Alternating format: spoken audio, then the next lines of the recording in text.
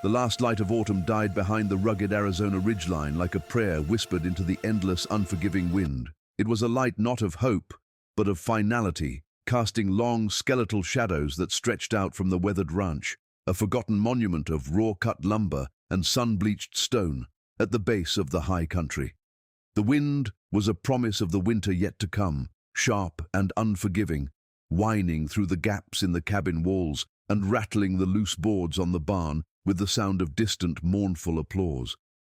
Dust devils spun across the empty yard, tiny, frantic ghosts dancing in the amber glow of the fading day. Thomas Harrison, a man defined by the vast emptiness surrounding him, stood rigid at the window of his small cabin, his one weathered hand pressed hard against the cold glass. He watched the darkness creep across his land with the silent, meticulous patience of a predator closing a trap, an encroachment he felt deep in his bones. At 33 years old, Thomas moved with the deliberate caution of a man who had seen, absorbed, and survived far too much death. His shoulders were broad, capable of bearing great physical weight, yet they were visibly bowed by memories that refused to stay buried beneath the scar tissue of silence. The deep lines etched around his eyes were the permanent record of squinting into countless desert suns and, more painfully, watching too many good men fall under foreign skies. He was a survivor of the chaotic scream of Custer's last stand, a place where ambition and incompetence had slaughtered valor, leaving him with a court-martial that never materialized because the living wisely chose to keep the dead's secrets. That silence, however, was his heaviest shackle, chaining him to the knowledge of failure, not military, but moral. He had retreated to this deliberate, methodical isolation after losing Mary, his wife with the kind eyes, and Billy, his son with the stubborn chin, who were taken by the fever that had swept through the territory 2 years prior like a plague sent by a god both angry and absent. The cabin felt impossibly large, every empty space a hollow echo where laughter and the mundane sounds of a family used to live. The silence was not peaceful. It was a physical absence, the sound of solitude made real. On the mantel above the stone fireplace, illuminated softly by the flickering oil lamp, a daguerreotype displayed the ghost of his former life, Mary's gentle smile and the small boy with Tom's own bright eyes. Their absence filled every corner of the room, turning even the crackling fire into a lonely, lost sound. This was his chosen purgatory, a place to weather the storm of grief and self-condemnation far from the judgmental eyes of a world he felt he no longer belonged to, a world he had failed to protect while he was away on patrol, chasing Apache phantoms across the endless sands, deaf to his family's final desperate calls. Tom turned from the window, the movement a slow, practiced transition, and walked to his workbench. There lay his Winchester 1873, partially disassembled, its brass receiver glowing warmly in the lamplight. The nightly ritual of cleaning and oiling the rifle had become his evening prayer, his only communion. Each motion was practiced and precise, an almost priestly blessing of communion wine. He ran the cleaning rod through the barrel, checked the lever action, ensuring every piece fit perfectly together, striving for the mechanical perfection that his own life had so catastrophically lacked. In this cruel, unforgiving land, where death could come from any direction without warning or mercy, a man's rifle was often the only thing standing between him and an early, shallow grave, and its meticulous maintenance was a form of existential self-preservation. The oil lamp flickered again, throwing moving shadows across the rough, hand-hewn walls like spirits trying desperately to escape their wooden prison. Tom ran the numbers in his head, the kind of cold mental arithmetic that kept a man alive out here. 2 days of lamp oil left if he nursed the wick. Enough beans and salt pork to last through winter if he rationed properly and supplemented with whatever scant game he could bring down. 47 rounds for the Winchester, 12 for his Colt Peacemaker. The nearest neighbor was 15 miles across broken country, and the nearest town might as well have been on the moon when the snows started descending from the mountains. He had built this isolation, piece by bloody piece, after everything, after the screaming chaos, after the quiet betrayal, and after losing the 2 people who made life worth enduring. He knew some wounds heal clean, but his had merely learned to hide better, nestled beneath scar tissue and an impenetrable shield of silence. A sudden, deep roll echoed across the sky, yet Tom's gaze, fixed momentarily on the gleaming rifle barrel, remained steady. It was not the familiar low-frequency rumble of a thunderstorm gathering in the high desert. It was the sharp, syncopated rhythm of sound traveling across hard, broken ground. not thunder. His hands stilled on the cleaning rod with careful precision, his head tilting slightly to the side, instinct overriding logic. The automatic posture of a wolf scenting danger on the wind, assessing the environment through ancient, inherited senses. Hoofbeats. They were moving fast, dangerously fast, and coming directly from the direction of the old Apache trail that wound its treacherous path down from the high country.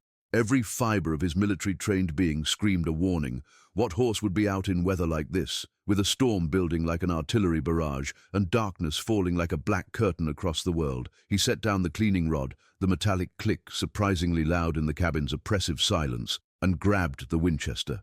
He checked the chamber with a lethal, automatic efficiency born of muscle memory and bitter experience.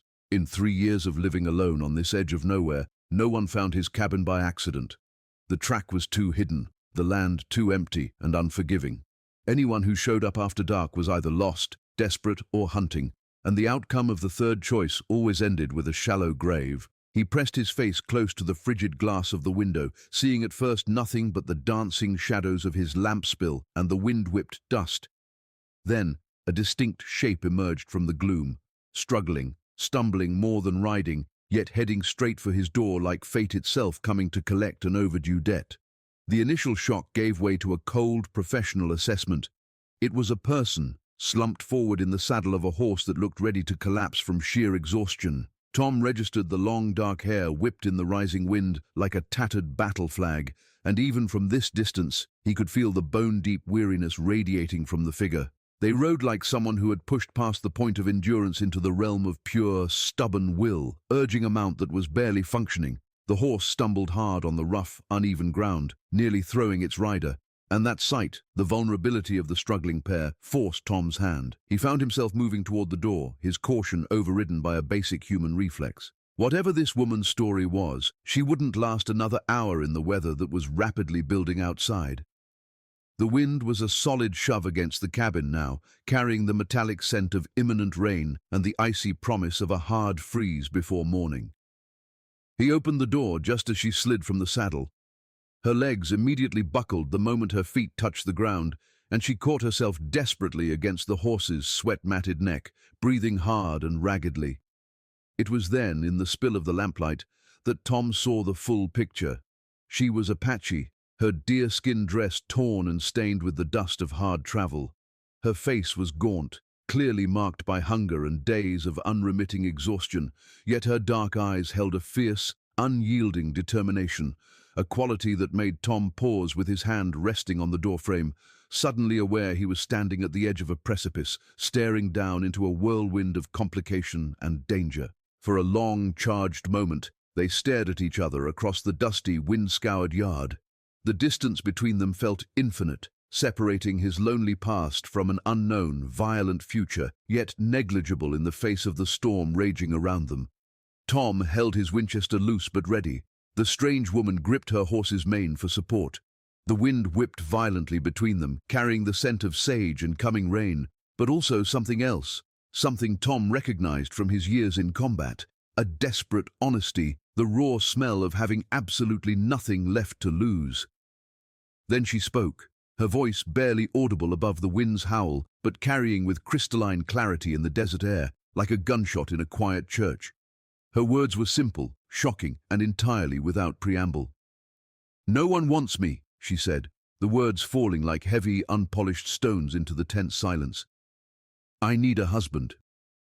The profound, exhausted simplicity of the demand hit Tom like a physical blow, a punch to the solar plexus he hadn't prepared for. She swayed on her feet, and up close, Tom realized she was younger than he first thought, perhaps 24 or 25, possessing a beauty carved by strong, capable bones and an even stronger spirit.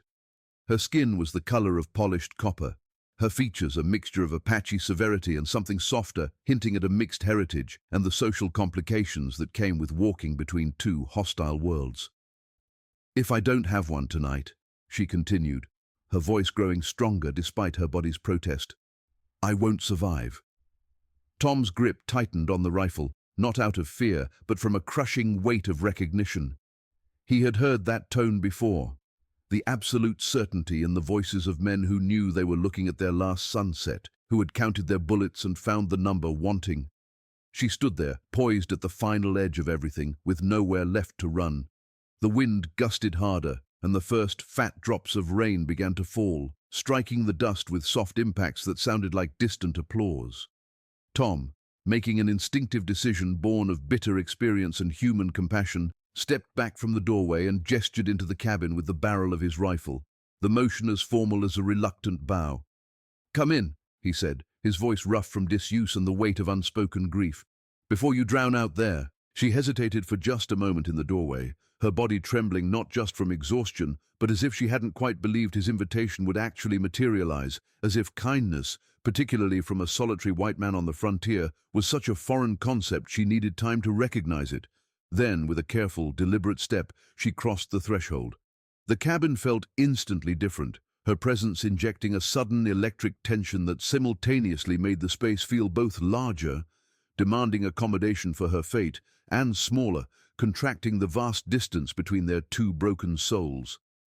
She walked slowly across the yard, each movement carefully placed, and stood just inside the door, water dripping from her hair and dress onto Tom's carefully swept floor. Her eyes, dark and sharp, immediately began to catalogue the room with the professional assessment of someone who had learned to read every corner for potential danger.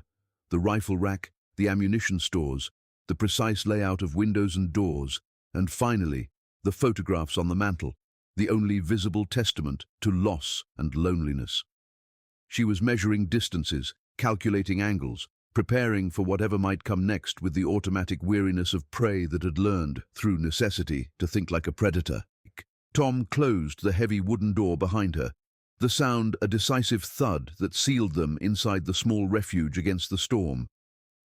He leaned the Winchester against the wall, the simple act of setting aside his weapon feeling strangely significant, a gesture more trusting than he had been with anyone in years.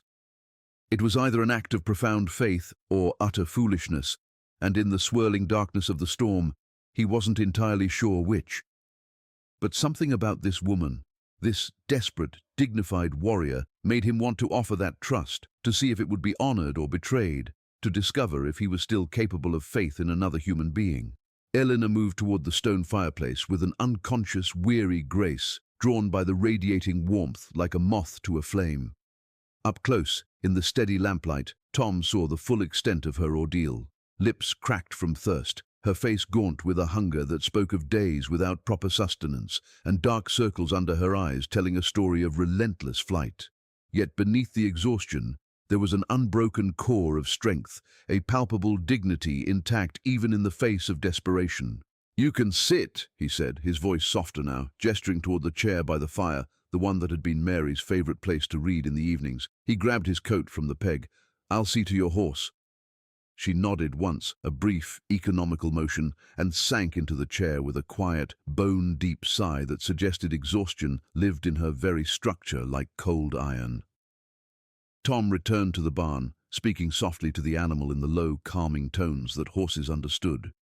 He immediately recognized the mount as Apache trained, responding to guidance with intelligent cooperation rather than dumb obedience, a partner respected rather than a mere possession. He rubbed the animal down with handfuls of straw, checked for injuries, and gave it grain and water, watching as it drank with the desperate gratitude of a creature pushed past its limits. It was a good horse, loyal past the point where loyalty made sense, and Tom found himself wondering what impossible distance they had traversed, and from what profound danger they had fled. When he returned to the cabin, the woman had not moved, but she had pulled something from the folds of her torn deerskin dress. It was an object she held cupped in both hands, like a private prayer or a vital weapon or a memory too precious to risk release. Tom hung his coat, its scent of rain and horse sweat mixing with the rich aroma of pine and smoke. "Your horse will be fine," he reported, his movements formal in the silence. "Tired, but sound. A good animal." "He is," she agreed, her voice soft with genuine affection. "He brought me further than I had any right to ask." Tom, needing to do something useful with his hands to avoid the weight of her dark, searching eyes, moved toward the stove. "You hungry?" he asked. "Been a while since you ate, I guess." "Yes," she replied simply without shame or apology. "I haven't eaten in 2 days." The admission hit him like a physical blow. 2 days without food, fleeing across the desert, surviving through sheer will alone. He quickly ladled thick beans seasoned with molasses and salt pork into a tin bowl, cut a thick slice of Mary's bread, and set the simple, fortifying meal on the table, gesturing for her to eat. She ate with careful deliberation, savoring each bite, but without the desperate haste of a starved person. She ate like someone who had learned not to waste energy or food. Tom poured coffee into 2 tin cups and sat across from her. When she finished, she leaned back and looked at him directly, meeting his eyes with a steadiness that was both courageous and calculated. "My name is Elena," she stated, her voice clear and firm. "Elena Martinez." The Irish name, grafted onto the Apache heritage, spoke of a complicated history and the dangerous space between 2 worlds. "Tom Harrison," he replied, adding with deliberate formality, "You're welcome here, Elena Martinez." Elena then reached into the folds of her dress and pulled out the object she had been guarding, placing it on the table between them with the careful precision of a gambler laying down a winning card. Tom's breath caught, his coffee cup stopping halfway to his lips as recognition hit him like a cavalry charge. It was a tarnished, worn cavalry insignia, the crossed sabers and number 7, clearly recognizable to anyone who had served in that legendary and ill-fated unit, the 7th Cavalry. The same regiment he had bled with and nearly died with, the same unit decimated at Little Big Horn, leaving its survivors scattered like ashes from a funeral pyre. "Where did you get that?" Tom asked, his voice carefully neutral, fighting the storm of emotions churning in his chest. Elena's fingers tightened around the metal relic. "From the man I loved," she finally whispered, the words falling like heavy cold stones into the still water of the silence. "Before they killed him." "What was his name?" Tom asked, his voice now entirely stripped of its neutral facade, replaced by a tight, strained quality that Elena instantly recognized as suppressed dread. The air in the cabin had grown thick, charged with the weight of the past that the cavalry insignia had brought crashing into their present. "James Mitchell," she replied without hesitation, her voice steady despite the fresh tears that began to gather in her dark eyes like storm clouds holding back a deluge. "Private James Mitchell, 7th Cavalry. He was 22 years old when they killed him." Tom closed his eyes against the lamplight, letting the name James Mitchell Jimmy wash over him like a baptism in memory and regret.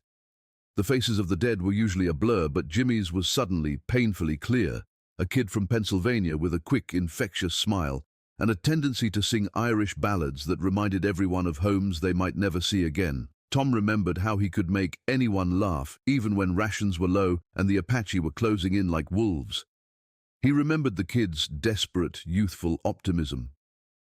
"I knew him," Tom admitted quietly, the words coming from a place deeper than conscious decision, a mandatory confession. "Good soldier. Good man. The best kind of man." Elena's eyes widened slightly, a flicker of raw, disbelieving hope blossoming in her expression, as if the massive coincidence of finding a connection to James Mitchell in this isolated corner of the world was too improbable to be believed. "You served together," she whispered. "I was his sergeant," Tom replied, the words carrying the full, crushing weight of responsibility and failure that had haunted him for 7 long years. "Before Little Big Horn. Before everything went to hell, and good men started dying for the ambitions of fools." The admission opened a crucial door between them, and Tom watched Elena process the information, trying to decide what it meant for her desperate situation and her immediate future. 2 damaged souls, 2 people tragically connected by a death, thrown together by chance or fate, or simply the cruel, relentless mathematics of a frontier where everyone eventually lost someone they couldn't afford to lose. "He talked about you," Elena said suddenly, her voice gaining strength as the momentum of memory overtook the immediacy of her grief. "In his letters, he said, Sergeant Harrison looked after the young soldiers like they were his own sons, who made sure everyone knew their duty and came home alive when the shooting was over." The words struck Tom harder than any bullet, cutting clean through the armor of cynicism and self-loathing he had painstakingly built around his broken heart. He had not succeeded. Too many had died on his watch. Too many good men lost. "I failed him," Tom confessed, the raw words spilling out before he could stop them, honest as a prayer shouted in a burning church. "Failed all of them." Elena leaned forward across the table, her dark eyes blazing with sudden, fierce conviction. "No," she said firmly, her tone carrying the authority of absolute certainty. "James died because of treachery, not because of you. He died because someone betrayed him, sold him out for money and politics and the kind of cancerous ambition that eats men's souls." Tom looked up sharply, a dangerous cold instinct stirring in his chest, recognizing the pattern of corruption he had long suspected. "What do you mean?" The question was clipped, demanding. In response, Elena's hand went back to the pocket of her deerskin dress, and she pulled out a folded piece of paper, yellowed with age and worn soft from much handling, like a prayer book or a cherished love letter. She placed it on the table beside the insignia, her finger resting lightly on one corner, unable to fully release the precious document. "The last letter he wrote me," she explained, her voice cracking slightly. 3 days before they killed him, before they made it look like an Apache raid and buried the truth with his body. Tom stared at the letter, afraid to touch it, terrified of the responsibility it might contain. Letters from dead men were dangerous things, full of truths the living might not want to hear, but Elena was watching him with such desperate hope that he finally reached out and unfolded the paper with trembling hands. The handwriting was unmistakably Jimmy's, the careful script of a young man who treated writing as a sacred act. The date at the top, June 23rd, 1876, 2 days before Little Big Horn, sent a shockwave of cold rage through Tom's body. "My dearest Elena," the letter began, and Tom could hear Jimmy's voice in every word. The letter detailed a conversation Jimmy had accidentally overheard between Colonel Patterson and a civilian named Dutch Vanderberg, conducted in hushed tones behind the colonel's tent. They had been discussing weapons sales, rifles and ammunition, to Apache raiders, specifically Running Bear's band. The attacks were then used to justify seizing land for mining and demanding larger budgets and more troops from Washington. Patterson gets his promotions and political connections, Vanderberg gets the mineral rights to the seized land, and everyone else gets buried in unmarked graves. Tom's jaw clenched. Jimmy had tried to report it, but Patterson found out and threatened him with a court-martial. "I think they plan to make sure I don't survive the next engagement with hostile forces." The final paragraph was a desperate plea to Elena Martinez, daughter of Running Bear, to survive and ensure the truth did not die with him. "The truth has to matter for something, or good men die for nothing and evil triumphs by default." Tom carefully set the letter down, his mind reeling. Colonel Patterson, the ambitious coward who was always too clean after a battle, was not just a self-serving officer, but a criminal mastermind profiting from the deaths of his own men and innocent civilians. "You believe it?" Elena asked, watching his face intently. "I believe Jimmy wrote it," Tom stated slowly, "and I believe he died because of what he knew. Patterson was always too convenient in his survival." Elena nodded, confirming the betrayal. "They came for him 3 days after he wrote that, said he was killed in an Apache raid, but the wounds were made by cavalry sabers, not Apache weapons. I've seen enough of both to know the difference." A fresh surge of righteous anger, the kind that had driven him to disappear into the wilderness, built in Tom's chest. "Why come to me?" he asked, the biggest question now. "After all this time?" "Because Patterson is coming here," she revealed, the new information delivered like a shockwave. "I heard from a trader at Fort Apache. Patterson has been promoted to full colonel and assigned to pacify the Apache threat in this region. He'll be here within the week with 2 full companies of cavalry and a mandate from Washington to do whatever it takes." Tom realized the gravity of the situation. Patterson's arrival meant systematic extermination, and Elena Martinez was a critical witness who knew too much. "But that's not the only reason I came," Elena continued, her voice softer, laced with uncertainty, as she prepared to reveal her most dangerous secret. "I came because I have nowhere else to go. My people cast me out when they learned I was carrying James's child. The white settlements won't take an Apache woman, even one with an Irish name. I'm caught between 2 worlds, wanted by none." Tom looked at her more closely, seeing now the slight protective swell of her abdomen beneath the dress. She was pregnant. Jimmy Mitchell's child. "You're carrying his baby," he stated, the obvious needing to be acknowledged. 4 months, she confirmed, her hand moving instinctively to her belly. Thunder crashed overhead, shaking the cabin's foundation.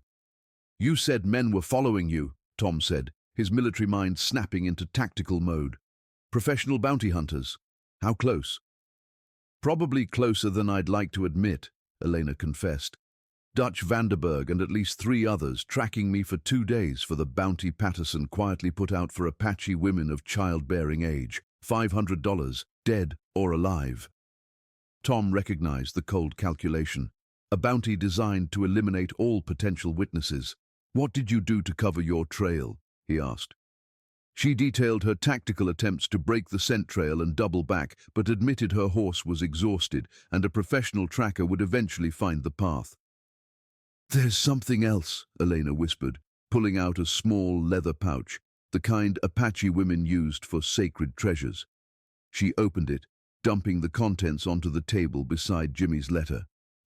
Tom's breath hitched. $20 gold coins, at least 30 of them, gleaming in the lamplight. A fortune. Where in God's holy name did you get that fortune? From Dutch Vanderberg's personal saddle, Elena said with grim satisfaction. 2 nights ago I was hiding above their camp, listening to him brag about how much Colonel Patterson was paying him to clean up loose ends. I prefer to think of it as collecting evidence of criminal conspiracy. Tom stared at her with a mix of admiration and horror. This elevated her from a mere witness to an active thief who had robbed Patterson's most trusted killer. So now you're not just a target for his bounty hunters, Tom summarized grimly. You're a thief who robbed them of months of blood money. They'll want more than just your death now. They'll want to make an example of you. She accepted the risk perfectly, stating that the gold and the letter together told a complete story that even corrupt officials couldn't ignore. Then, the sound of multiple hoofbeats cut through the storm, horses moving fast, heading directly for the cabin. They found our trail, Elena said, her voice steady. The final desperate fight was racing toward them through the darkness. The sound of multiple hoofbeats suddenly cut through the drumming noise of the storm like a cavalry saber slicing through silk. Horses moving fast, purposefully, through the rain-lashed darkness. Tom's head snapped toward the window, his hand automatically clamping onto the cold steel of his Winchester, as years of combat training instantly took control of his reflexes. The riders were still distant, perhaps a mile away based on the muffled but urgent sound, yet they were heading directly toward his isolated cabin with a kind of unwavering determination that suggested they knew precisely where they were going and why. They found our trail, Elena whispered from her chair, her voice steady despite the unmistakable fear that flickered in her dark eyes like lightning in storm clouds. Faster than I thought possible. Vanderberg must be even better at this deadly game than I gave him credit for. The bounty hunters, armed with professional tracking expertise, had managed to sort through her attempts at misdirection in the rugged terrain far sooner than her exhaustion had dared to hope. Tom grabbed his rifle and worked the lever action, checking the chamber with smooth, efficient movements. His mind, trained for chaos, instantly shifted into tactical mode, calculating angles, cover, and ammunition expenditure. His movements were quick and economical, wasting no motion as he prepared for the fight that was racing toward them. You said Vanderberg travels with at least 3 other men. Any idea what kind of weapons they carry?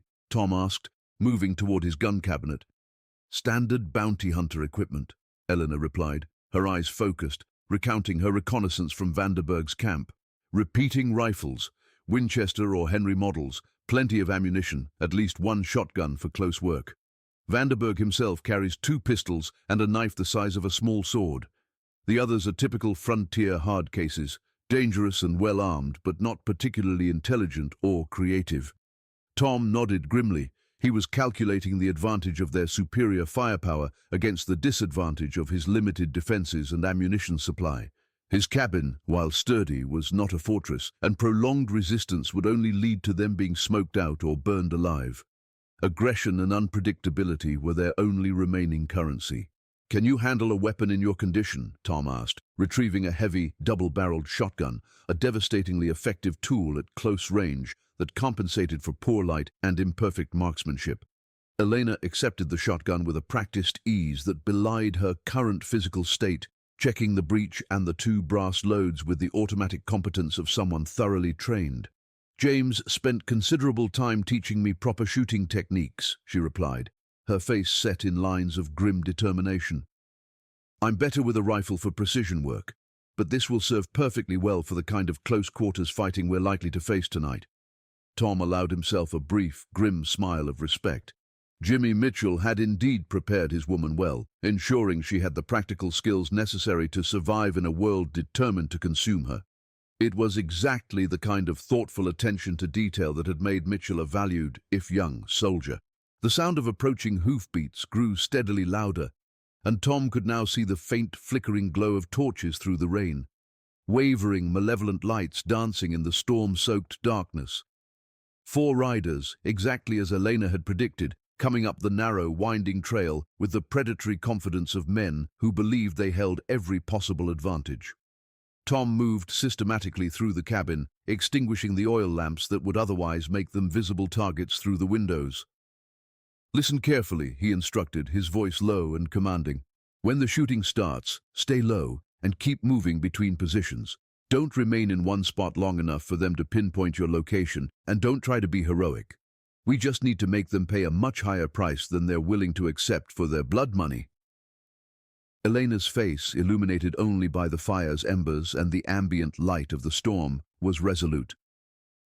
"I already told you I'm not running away from this fight," she stated with absolute finality, her voice possessing an unshakable determination that allowed no argument. "We stand together against whatever comes, or we don't stand at all. James would have expected that kind of courage from me, and I expect it from myself." Tom started to argue, then looked into her dark, defiant eyes and realized it would be a complete waste of precious time. Elena Martinez had made her choice. They would face the danger as allies, fighting for Mitchell's memory and their own survival. The bounty hunters were spreading out now, moving with the practiced efficiency of men who had executed this maneuver countless times before. They were creating a classic pincer movement, intending to surround the cabin and give the occupants no avenue of escape. Tom waited patiently until they were fully committed to their chosen positions, then took careful aim at the largest silhouette visible through the crack in his shutters. Dutch Vanderberg. He led the target slightly, compensating for the movement and the distance. The Winchester spoke with a sudden thunderous authority, its report echoing across the desert like the voice of divine, violent judgment. Vanderberg spun violently from his saddle with a piercing scream of pain and rage that cut clearly over the sound of the storm, clutching desperately at his shoulder where Tom's heavy-caliber bullet had found its intended mark. It was not a killing shot, unfortunately, but it was certainly enough to remove him from the immediate fighting and deliver a crippling blow to the confidence of his men. The remaining 3 bounty hunters scattered instantly, seeking cover in the rocky terrain while returning a wild, panicked fire that splintered the wooden walls and shattered glass throughout the cabin. Elena's shotgun responded with devastating effect from her side window. The heavy charge of buckshot erupted, causing one of the attackers to scream and retreat deeper into the darkness, cursing creatively while bleeding profusely from multiple wounds. Tom worked his rifle's lever action and immediately shifted to a different firing position, refusing to give the enemy a stationary target to concentrate their efforts on eliminating. A bullet whizzed through the exact space where his head had been just moments before, and he responded with 2 carefully aimed shots that forced another bounty hunter to abandon his precarious cover and seek better protection behind a large boulder.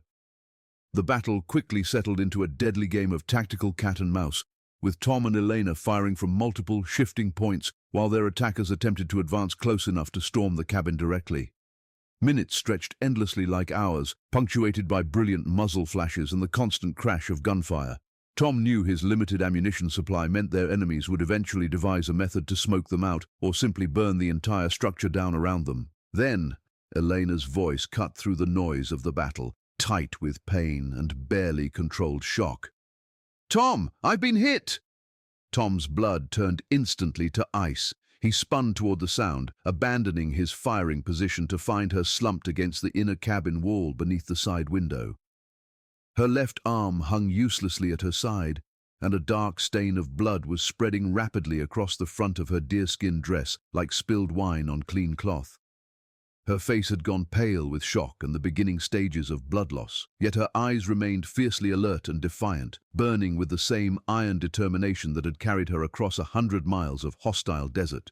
"How bad is the wound?" he asked urgently, not daring to take his full attention from the windows where death might appear at any moment. "Clean through the shoulder, I think," she managed through gritted teeth, struggling to remain upright. Missed the bone, but there's considerable bleeding. I can still fight, Tom. Just need to adjust my grip on this shotgun and find a way to brace it properly. Before Tom could respond to her incredible, stubborn courage, a new and distinctly ominous sound cut through the storm like a knife through silk. More hoofbeats, coming fast, but with a kind of disciplined military urgency. Multiple riders this time, at least 6 or 7 horses moving with the kind of professional precision that spoke of organized military forces, not bounty hunters. Tom's heart sank like a stone. Reinforcements for Vanderberg, or worse, Colonel Patterson himself arriving ahead of his official schedule with a hand-picked squad of loyal soldiers to personally oversee the elimination of inconvenient witnesses. Either possibility spelled certain doom. The ominous sound of the approaching cavalry was enough to freeze the desperate battle in its tracks.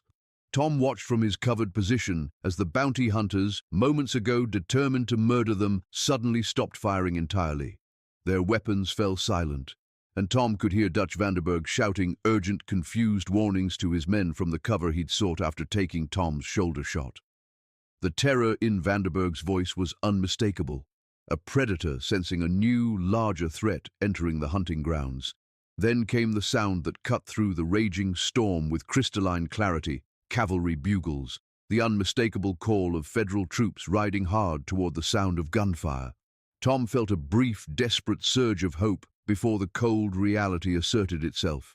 These were almost certainly Patterson's advance scouts, arriving early to clean up loose ends before the colonel's official assumption of command, soldiers who would follow orders without question or hesitation, accepting whatever convenient lie their commanding officer chose to tell about finding the bodies of a renegade ex-soldier and a wanted Apache woman. The cavalry charge swept through the bounty hunters' positions like a hurricane through a house of cards, scattering Vanderberg's surviving men and sending them fleeing into the dark night like shadows before dawn. Tom watched through the shattered window as blue uniformed soldiers efficiently rounded up the hired killers who hadn't managed to escape. Their carbines were trained with professional competence on men who had been eager to commit murder for blood money just moments before. A single rider separated himself from the main group and approached the cabin slowly, his hands raised high to demonstrate peaceful intentions to anyone watching from inside the damaged building. Tom kept his Winchester ready but lowered, pointed toward the floor as the man called out through the continuing storm, his voice carrying the unmistakable authority of command responsibility and long military service. "Thomas Harrison, this is Sergeant Sean Murphy, 10th Cavalry Regiment, Buffalo Soldiers. We need to talk immediately about matters of mutual concern." Tom's heart nearly stopped beating entirely. Sean Murphy, Sean Schmurty, his oldest friend and fellow survivor of that blood-soaked ridge in Montana, where they had retreated under fire, abandoning Custer's doomed vanity.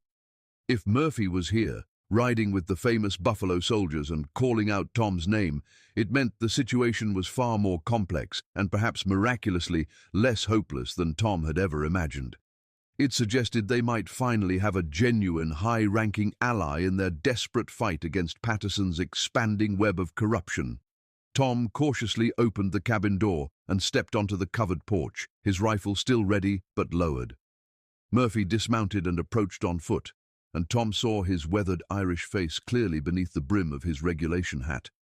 The years had added lines around his eyes and new scars along his jaw, but it was definitively the same man who had saved Tom's life during the chaotic retreat 7 years ago. "Sean Murphy, you magnificent Irish bastard!"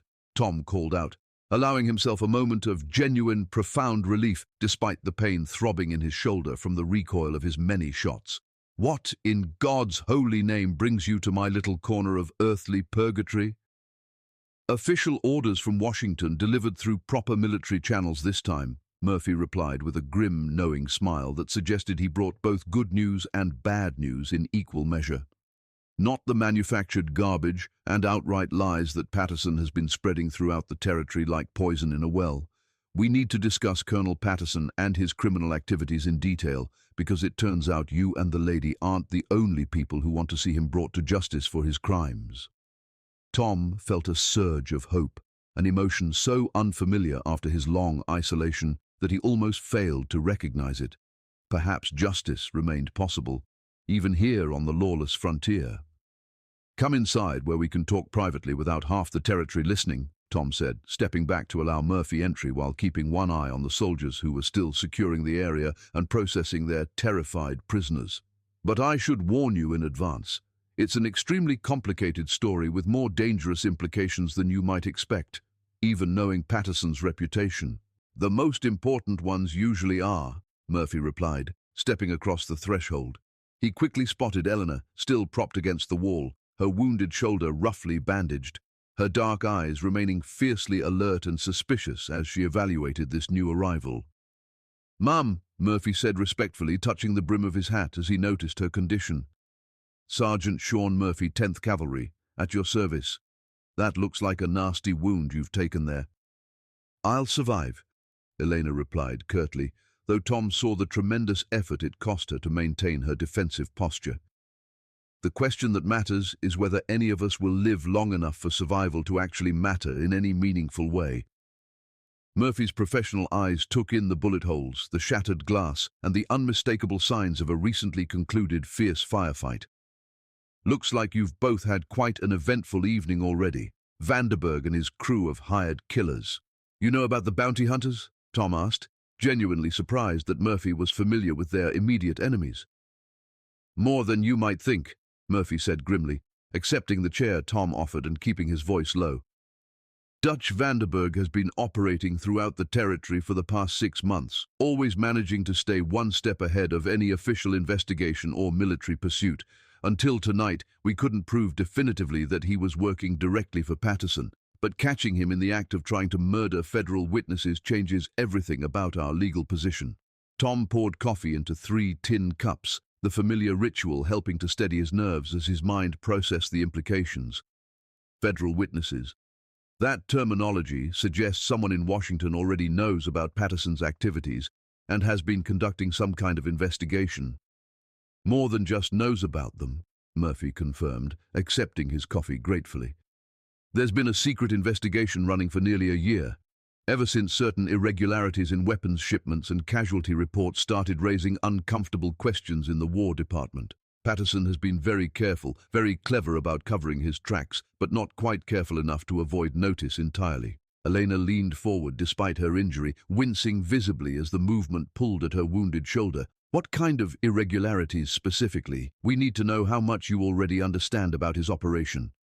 Murphy glanced between Tom and Elena, clearly weighing how much classified information he could safely share. "Rifles and ammunition going missing from Army shipments at regular intervals, then mysteriously turning up in Apache hands during raids that always seem to target very specific ranches and settlements. Always places where Patterson's civilian associates had recently shown interest in acquiring land rights for mining or railroad development.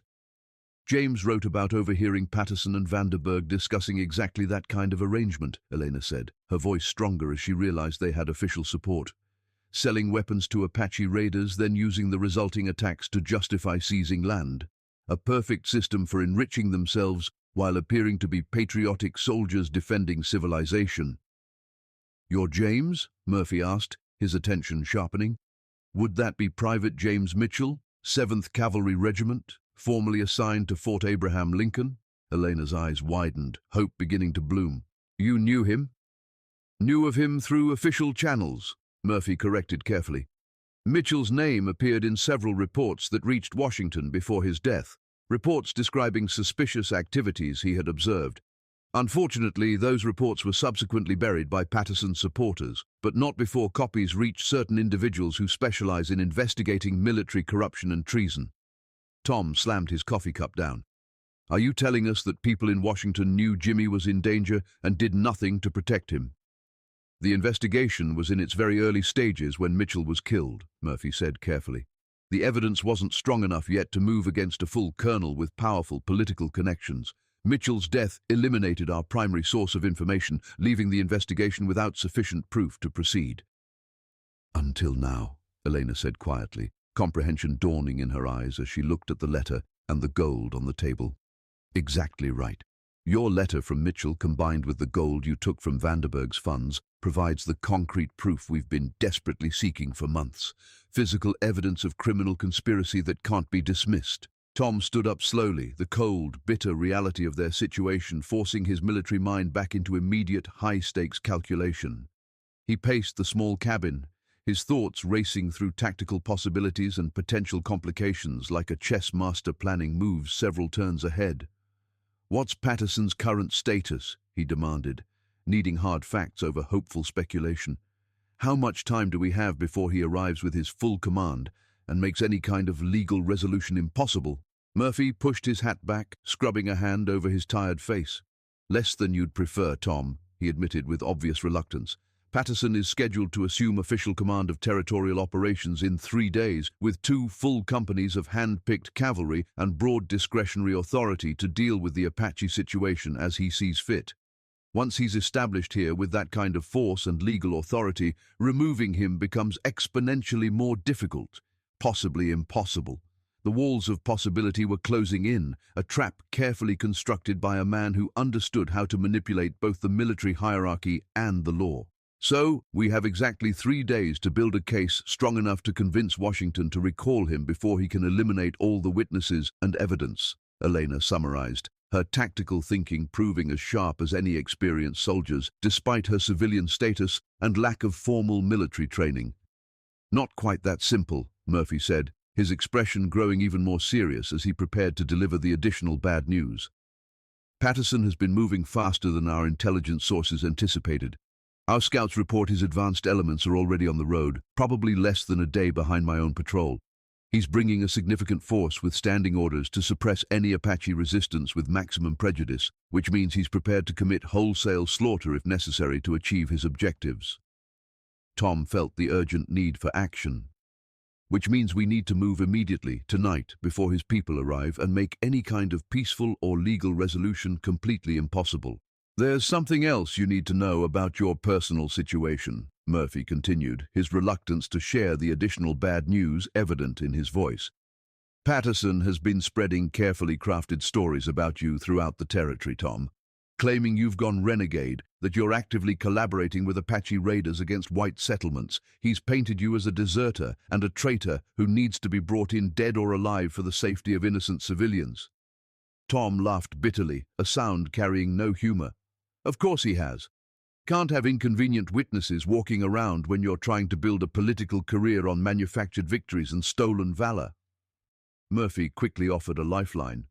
"The good news is that my commanding officer, Colonel Williams at Fort Apache, doesn't believe Patterson's accusations for a moment. Williams fought alongside you during the war. He remembers your service record and your character. He's the one who authorized this mission to extract you and any evidence you might possess before Patterson's forces arrive." Elena struggled to her feet, ignoring the obvious pain from her shoulder wound. "Extract us to where exactly? If Patterson has the kind of political influence you're suggesting, nowhere in Arizona territory will be safe for very long." "Denver," Murphy stated. "Temporary relocation under federal protection while the investigation proceeds through official channels in Washington. Williams has connections in the territorial government who aren't in Patterson's pocket.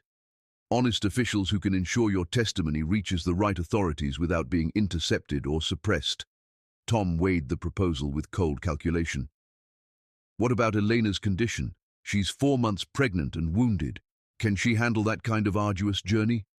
"I've survived worse," Elena said firmly, before Murphy could answer, her voice carrying the absolute certainty of someone who had already endured more than most people could imagine. "And I'll survive this too if it means stopping Patterson before he murders more innocent people for profit and political advancement." Murphy nodded approvingly at her determination. "There's a supply wagon departing Fort Apache tomorrow morning, officially carrying medical supplies to Denver, but with enough concealed space for passengers who need to travel discreetly. If we can get you there safely, you'll be under federal protection within 48 hours. "That's assuming we can reach Fort Apache without running into Patterson's advanced scouts," Tom pointed out. 15 miles of open country, some of it through terrain that's absolutely perfect for ambushes by anyone who knows the local geography. "Which is exactly why we're not taking the direct route that Patterson would expect," Murphy said, pulling a hand-drawn map from his jacket and spreading it across the table. "My patrol knows alternative trails through the mountains, paths that will add considerable distance but avoid the main roads where Patterson's people will certainly be watching for any unusual activity." Tom studied the map, his experienced eye tracing the proposed route through difficult terrain. This will take at least 8 hours of hard riding, probably more given Elena's condition and the need to avoid detection. I can manage whatever is required, Elena insisted, her exhaustion clear but her will unbroken. A new voice suddenly cut through their planning session like a knife through silk, cold, cultured, and carrying the unmistakable practiced authority of command. I'm afraid none of you will be managing anything except dying, and probably not as quickly as you might prefer. All 3 occupants of the cabin spun toward the sound, their weapons appearing in practiced hands with the speed that came from years of training and bitter experience. Standing dramatically in the doorway, flanked by 2 soldiers in clean cavalry uniforms with their weapons already drawn and aimed, was a tall man with colonel's eagles gleaming on his shoulders and the kind of coldly handsome face that suggested considerable intelligence combined with a complete absence of conscience or moral restraint. Colonel Patterson had arrived ahead of schedule, and he was smiling the predatory smile of a man who believed he held all the winning cards in a game where the stakes were measured in human lives. "Sergeant Murphy," Patterson said conversationally, as if discussing the weather rather than life and death matters of the gravest importance. "I'm disappointed, but not particularly surprised to find you here interfering in official military business. Colonel Williams always was far too trusting of his subordinates' loyalty and discretion." Murphy's hand hovered near his service revolver, but the presence of Patterson's flanking guards made any hostile action tantamount to suicide. "Colonel Patterson, you're not scheduled to assume command until next week, according to all official communications. Plans change when circumstances require flexibility and immediate action," Patterson replied smoothly, his voice carrying the practiced ease of a career politician. "Especially when reliable sources report that wanted criminals and enemy collaborators are operating freely in my designated area of responsibility, threatening the safety of law-abiding citizens." Tom kept his rifle ready, but knew that any sudden movement would result in immediate death for all of them. "Let me guess. Dutch Vanderberg managed to escape our little party and reported our location before we could silence him permanently. Vanderberg is a useful tool for certain types of work, but hardly my only source of intelligence in this territory," Patterson countered with chilling confidence. "I've been monitoring this situation carefully since Miss Martinez first appeared at Fort Apache, asking uncomfortable questions about dead soldiers and missing weapons. Did you really think such inquiries would go unnoticed?" Eleanor's face went pale as she realized the full, terrifying implication. "You've been tracking me from the very beginning." "Of course I have, my dear. Did you really think you could walk around carrying evidence of my business arrangements without attracting my immediate attention? I've been allowing you to run free, using you as bait to flush out any other potential problems that might require elimination. Rather like using a wounded deer to attract wolves that need to be eliminated." Patterson stepped further into the cabin, his guards maintaining careful positions that covered all 3 occupants. "The beauty of this situation is that it solves multiple problems simultaneously. A rogue ex-sergeant with dangerous knowledge, a traitorous current sergeant who's forgotten his duty, and a dangerous Apache agitator spreading lies about the military. All eliminated while heroically resisting lawful arrest. Very convenient for everyone concerned." "People in Washington know about your activities," Murphy said desperately, trying to find some leverage that might give them a slim chance to survive the inevitable conclusion of this confrontation. "Killing federal investigators will only make things infinitely worse for you, Colonel." Patterson's predatory smile widened, becoming even more arrogant and self-satisfied. "What federal investigators, Sergeant? I see only 3 criminals: a rogue ex-soldier, a traitorous current sergeant, and a dangerous Apache agitator, who were unfortunately killed while resisting lawful military authority in the performance of their treasonous activities. Any evidence they might have claimed to possess will naturally be revealed as fabricated materials designed to undermine legitimate government operations and military effectiveness." The words were chillingly calculated, detailing a perfectly constructed cover story that the military establishment would likely swallow whole, especially coming from a politically connected colonel. Patterson was not just evil, he was ruthlessly efficient. Tom felt the familiar cold calm that always descended on him in moments of mortal danger, the crystalline clarity of thought that had carried him through countless battles and impossible situations. Patterson was making the classic mistake of overconfident villains throughout history, talking too much instead of simply eliminating his enemies immediately and efficiently. There's just one significant problem with your carefully crafted plan, Colonel, Tom said quietly, his voice carrying a sudden, unnerving confidence he didn't entirely feel, but which he hoped would sow a seed of doubt. Which would be what exactly, Harrison? Patterson sneered, the first faint crack appearing in his facade of total control. You're assuming we're the only people who know about your crimes and current location. Tom watched the Colonel's face, looking for the signs of doubt. Murphy didn't come here alone tonight. His patrol is stationed strategically throughout this area with specific orders to report back to Colonel Williams if they don't hear from him within a predetermined time frame. How long before they come looking for you, Sergeant?